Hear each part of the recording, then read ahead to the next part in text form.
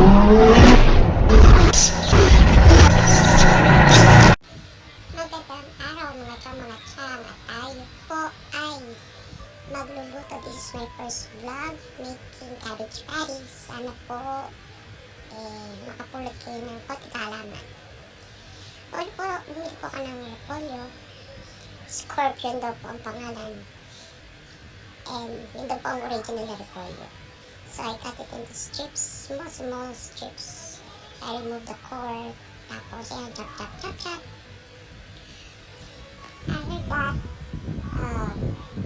wawash natin. Ayan.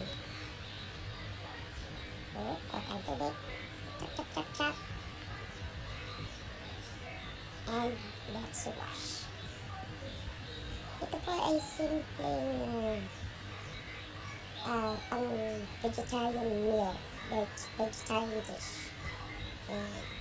Yan po ako dalawang sibuyas. Ang bala. Yun.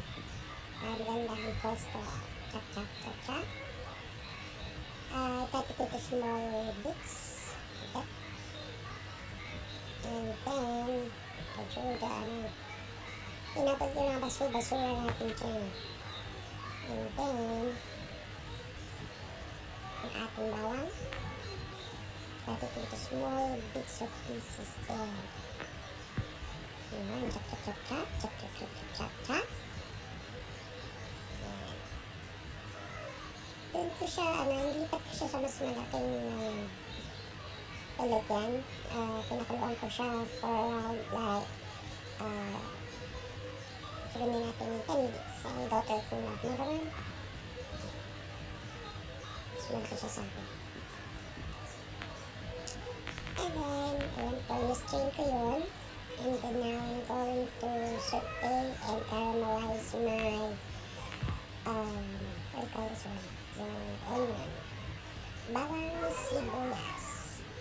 And bang pork na chicken cubes. I mix it all together. And tapos sa konti para makakaramelize siya. Bubulong ka. Then mix it all together. To transfer ko yung sa ayan, I transferred the mixture to a bigger bowl. Ayan po. I add in flour, eggs, mix lang hanggang sa magpitin yung mixture. I added more flour kasi medyo parang hindi siya mabubuo. Hindi siya masasama-sama. So, I make it all well. Ayan po. Now, I tried and I said one piece first. Tinikman ko kung okay ng lasa niya. Where I added a little bit of salt and pepper as well. Yung tinanggap ko yun, pinapakpapak siya. After that chicken, I started frying it and thank you for watching. That's my patties.